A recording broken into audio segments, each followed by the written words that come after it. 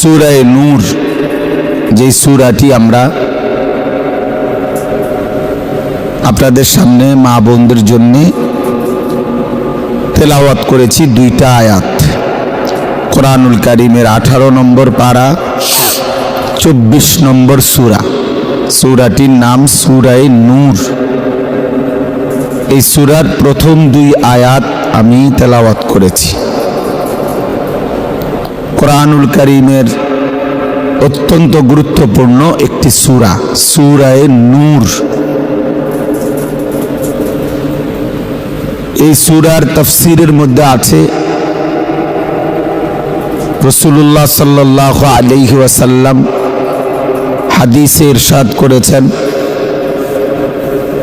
তোমরা তোমাদের পুরুষদেরকে সূরা মায়েদা, কোরআনুল কারীমের শুরুর দিকের একটি সূরা, 5 নম্বর সূরা, এই সূরাটি শেখাও। আর তোমরা তোমাদের নারীদেরকে সূরা নূর, এই সূরাটি শেখাও। আল্লিমু রিজালাকুম সূরাতাল মাইদা ওয়া আল্লিমু নিসাআকুম সূরাতান নূর। সূরা মায়েদা কোরআনুল কারীমের 5ম সূরা, আর এটা হলো 24 নম্বর সূরা। সূরা মায়েদার বিশেষ বৈশিষ্ট্য হলো ইসলামী শরীয়তের শেষ আহকামগুলো সূরা মায়েদায়, অর্থাৎ রাসূলুল্লাহ সাল্লাল্লাহু আলাইহি ওয়াসাল্লামের 23 বছরের হায়াতে আল্লাহ তাআলা কিছু কিছু শরীয়তের বিধান পরিবর্তন করেছেন। পূর্বের বিধান থেকে নতুন বিধান দিয়েছেন। এরকম একাধিক বিধান পরিবর্তনের পরেও চূড়ান্ত বিধান যেটা, শেষ বিধানগুলো সূরা মায়েদা। এই কারণে সূরা মায়েদার একটি বিশেষ গুরুত্বপূর্ণ সূরা। রাসূলুল্লাহ সাল্লাল্লাহু আলাইহি ওয়াসাল্লাম উৎসাহিত করেছেন শরীয়তের আহকাম, বিধিবিধান, এটা যেন পুরুষরা বিশেষভাবে শিখে। এর জন্য সূরা মায়েদা শিখতে বলছেন, পড়তে বলছেন, বুঝতে বলছেন। আর এই সূরাটার নাম হলো সূরা নূর। কোরআনুল কারীমের এই সূরাটিতে মূলত একটি পরিবার কিভাবে আলোকিত হবে, একটি ঘর, একটি পরিবার,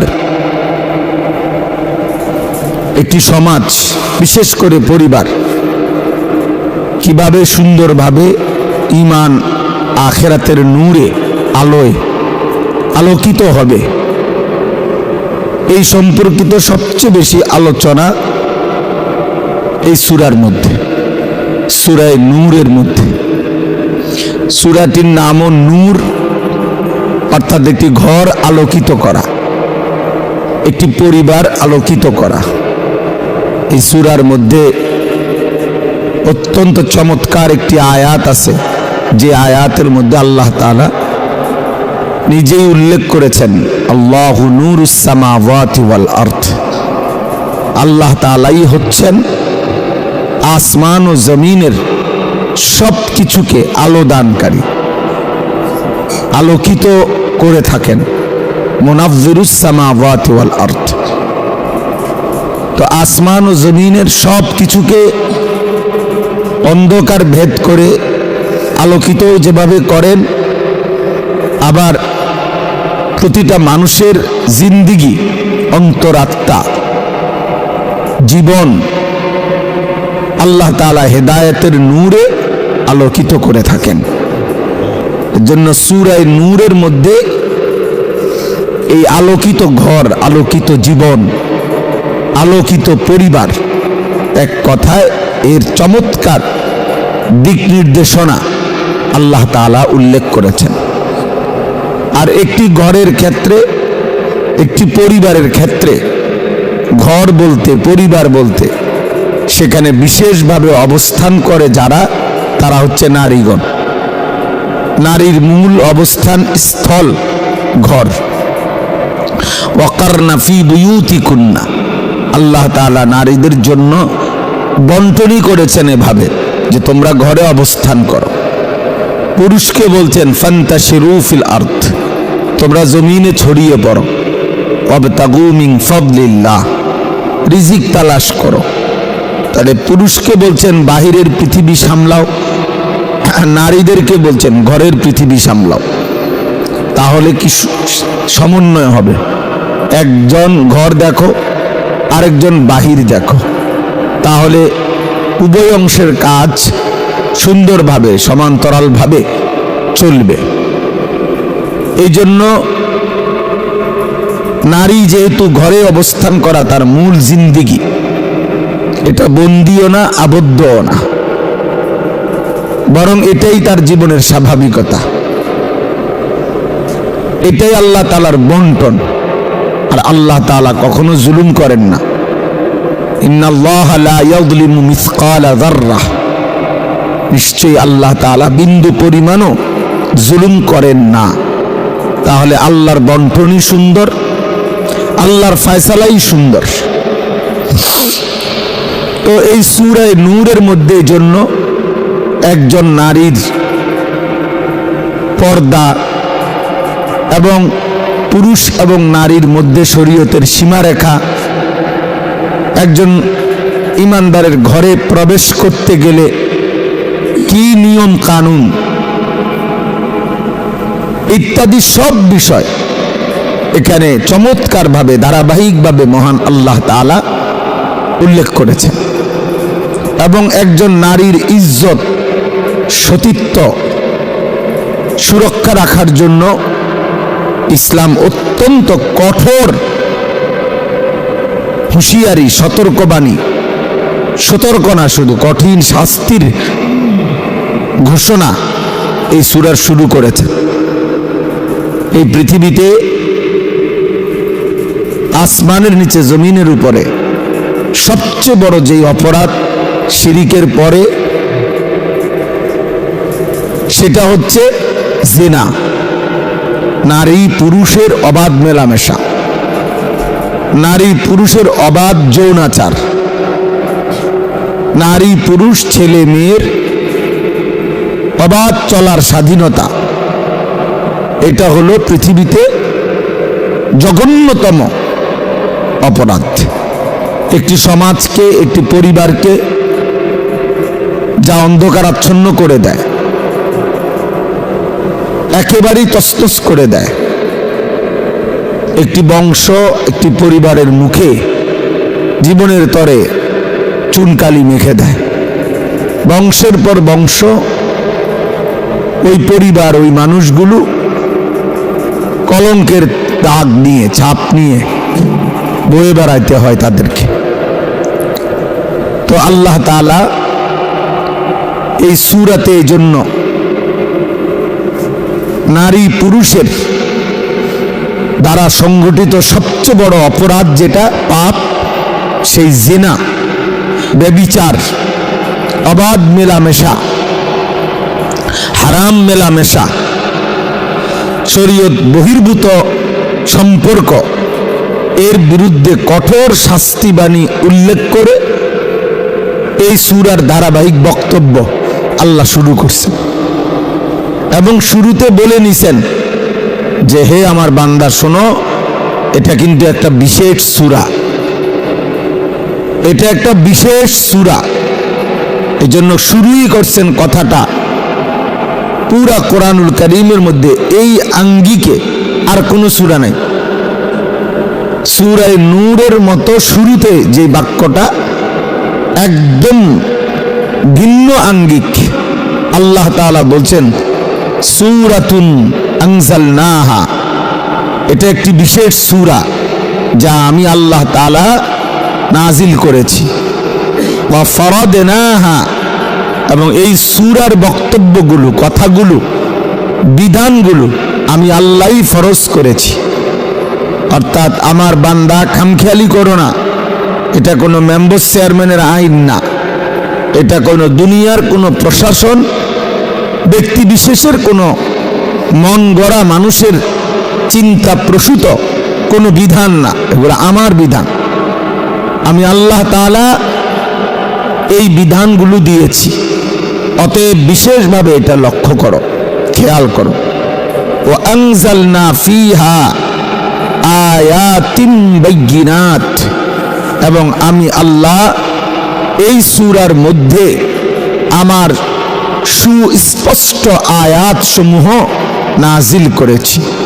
অর্থাৎ বিধান বলতে যা বলেছি, শরীয়তের আহকাম বলতে নারী পুরুষের ইজ্জত, সতীত্ব এবং ঘর পরিবারের সার্বিক নিরাপত্তা বজায় রাখার জন্য আমি আল্লাহ যে আয়াতগুলো এখানে নাজিল করেছি এগুলো একদম স্পষ্ট। কথাটা ক্লিয়ার বুঝলাম না, বিষয়টার মধ্যে ব্যাখ্যার অবকাশ আছে, অথবা বিষয়টার মধ্যে বিশ্লেষণের দাবি রাখে, এই সমস্ত পণ্ডিতি কথা বললে হবে না। সাফ সাফ কথা আল্লাহ তাআলা বলছেন, যেখানে আমি যা বলছি, যা বিধান দিয়েছি তা একদম স্পষ্ট, একদম স্পষ্ট।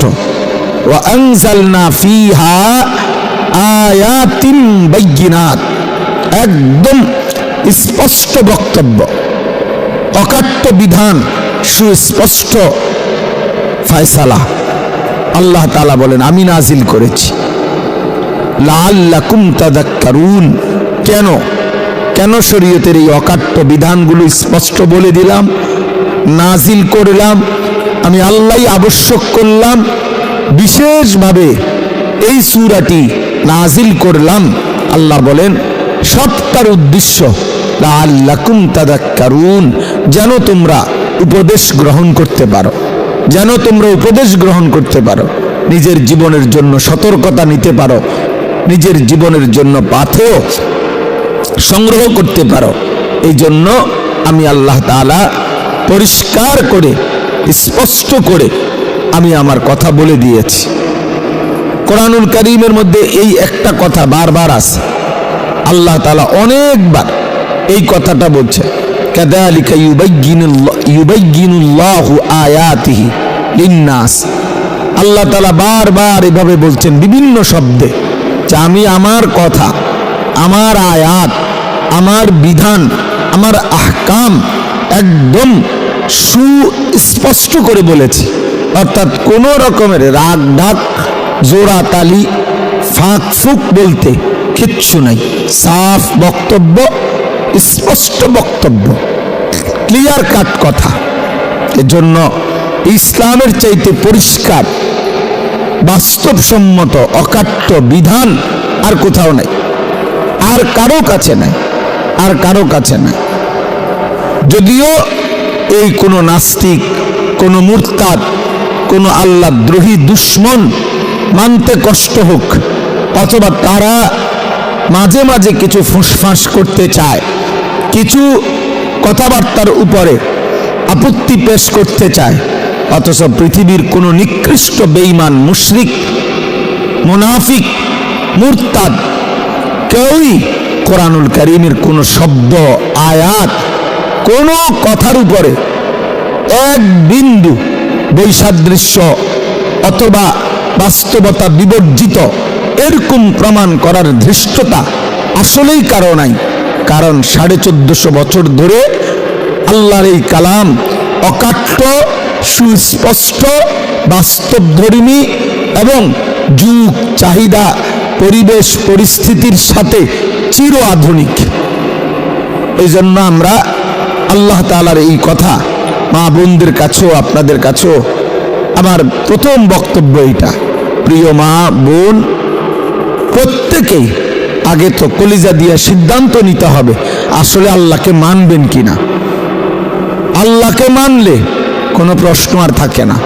আর আল্লাহকে যদি আপনার দিলের মধ্যে, মুখে বুঝাইতেছেন না আর কি, কিন্তু দিলের মধ্যে যদি থাকে যে আল্লাহর বিধান মানতে আমি কষ্ট, আমি মানব না, তাইলে বহুত নয় ছয়, বহুত ছল ছাতুরি, বহুত কিছু বলা যায়। আর আল্লাহর বিধান যদি কেউ মানার কলিজা দিয়া সিদ্ধান্ত নেয়, তো দিন মানা, দিনের উপরে চলা তার জন্য সহজ। বিষয়টা একদম স্বাভাবিক, এটা খুব কঠিন কিছুই না, কোনো সমস্যা নাই। কোনো না কোনো একটা নিয়ম, কোনো না কোনো একটা সিস্টেম, কোনো না কোনো একটা পদ্ধতি তো মানুষ মানতেই হয়, কোনো না কোনো একটা পদ্ধতি তো মানতেই হয়। তো সেই পদ্ধতিটা আল্লাহটা মানি, যেহেতু আমাকে মানতেই হবে কিছু না কিছু। কোনো মানুষ তো আর নিজে নিজে চলে না। এই সমাজ, এই এলাকা, এই দেশ, এই পরিবেশ, কিছু না কিছু মানুষ অনুসরণ করতে হয়। যে আমাদের দেশে এটা চলে, আমগো এলাকার মধ্যে এই সিস্টেম, আমাগো গ্রামের মধ্যে এই পদ্ধতি, এরকম। কারণ আমরা জিজ্ঞাসা করি স্বাভাবিক দুনিয়াবি অনেক কথাবার্তার ক্ষেত্রে, আমাদের আপনাদের দেশে এটা কি বলে, আপনারা এটা কিভাবে করেন, তাহলে বুঝাই গেল মানুষ মাত্রই নিজেরা হইল কিছু নিয়ম কানুন পদ্ধতি বানায় নেয়, তৈরি করে নেয়।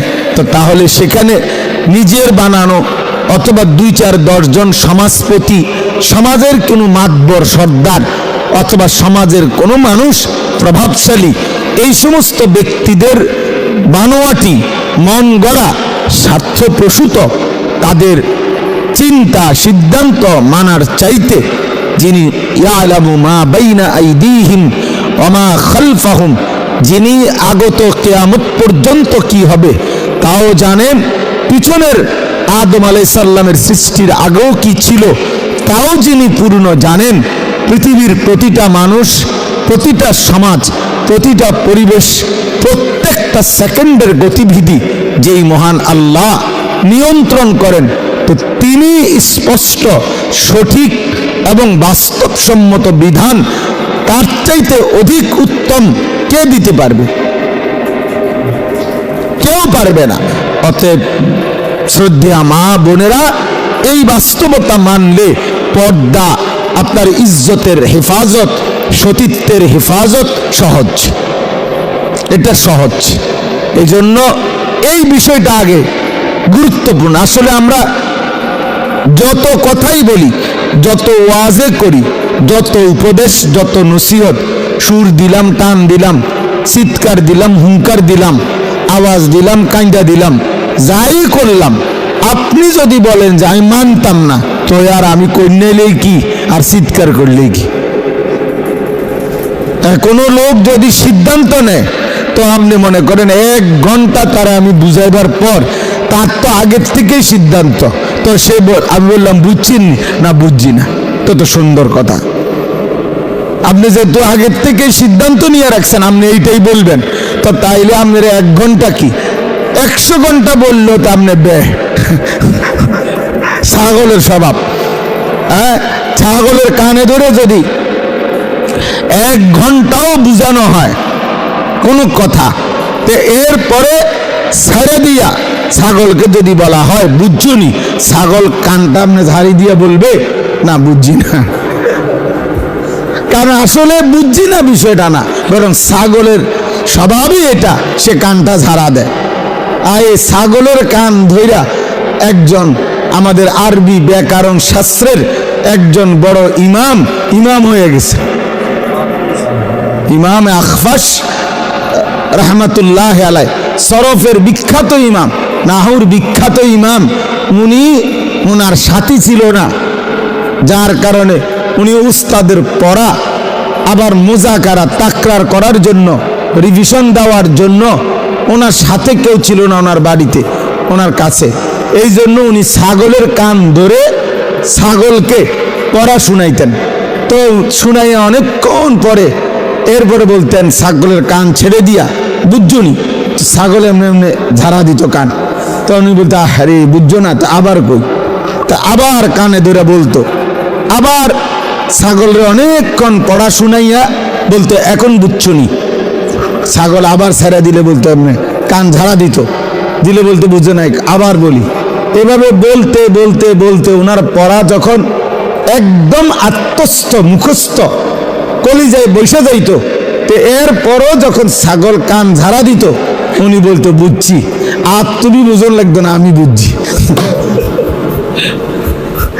আমার মুখস্থ হয়ে গেছে।